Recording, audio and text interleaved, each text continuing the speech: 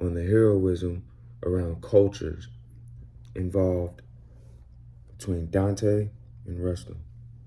Heroes. The surest way to understand what a culture of the past most values is to focus on what it considers heroic. In that, a culture recognizes its heroes as embodying its most important ideas, the values that are essential. Heroism is commonly reflected throughout these epics, and they display many values and many ideas and beliefs that these cultures hold true to themselves and to their culture as a whole. Throughout the reading of these epics, many of those values and beliefs are displayed throughout these readings.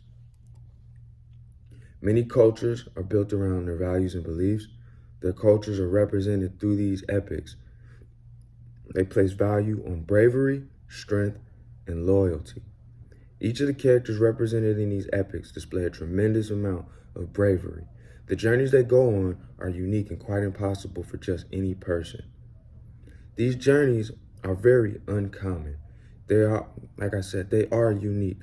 These journeys reflect these men's own strength and their own trials and tribulations that they must overcome in order to be successful within these journeys.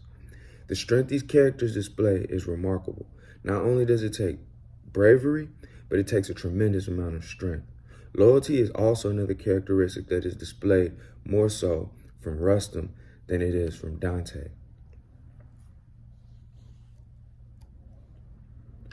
In this passage, this is a passage that starts off in Canto 5, and it explains the desires of the flesh. I bowed my head and held it low at last, the poet said. What are your thoughts? In answer I replied, oh, how many sweet thoughts, what great desire have brought them to this woeful pass, excuse me. This passage right here explains that Dante is seeing that these men have sinned, but the sins that they have committed are sins that are desires of their flesh. They were unable to contain their desires, and therefore they ended in such a horrific place. This shows that the culture understands that men will be tempted, but it's important to control those desires. The idea of controlling your desires is still just as important today as it was during those times. Not only is that reflected in this culture, but that is still reflected to this day and is taught throughout many cultures and through many religions. You must control your flesh, or else your flesh will control you.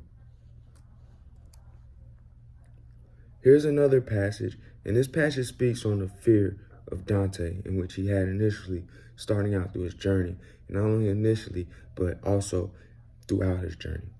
We have come to where I said you would see the miserable sinner who have lost the good of the intellect. And after he put his hand on mine with a reassuring look that gave me comfort, he led me toward things unknown to man.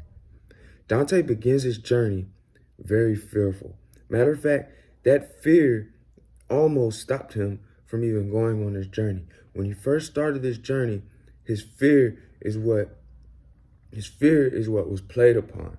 I feel like this fear is a common theme throughout this epic. So Dante, he must learn to conquer his fears, and not only conquer his fears, but learn how to use his fears in a resourceful manner. In another passage, still, I was filled with fear by what he said. Perhaps I understood his broken phrase to hold worse meaning than it did.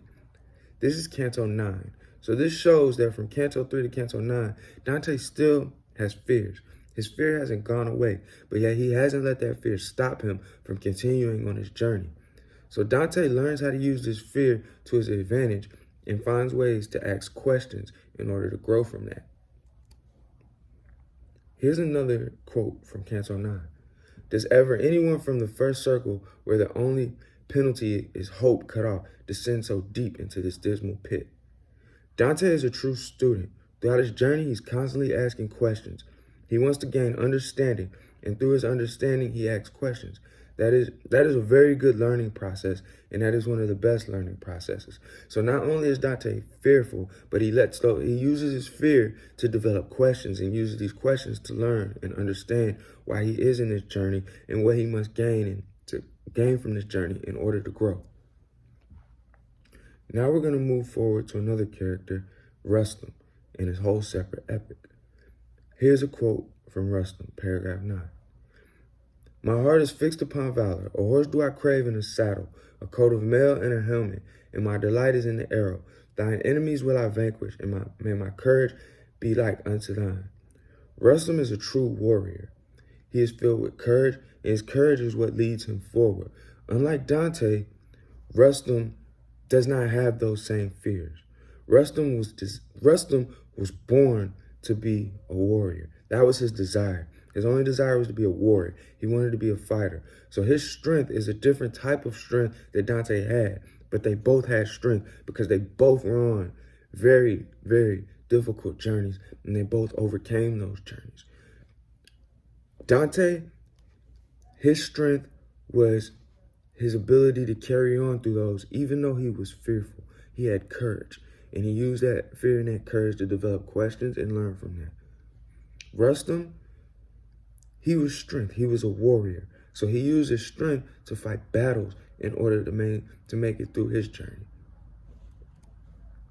Here's another passage from the Epic of Kings. Yet he told the messengers that he would seek to deliver Kai cows, and that when he had done so, he would remember the land of Iran. This is another value that cultures uphold, and they place that is very highly respected among them: loyalty. Rustum was very committed to his people. Rustum was loyal, and he would not let anything bad happen to his people. He would go out his way to fight those battles and to defend his country, Iran. That was where he was from, and that is what he defended, and that is what he held true to his heart. These two characters display a tremendous amount of strength, bravery, courage, loyalty, and intellect. These are values that are very important to these cultures, and they are displayed throughout these epics. Thank you.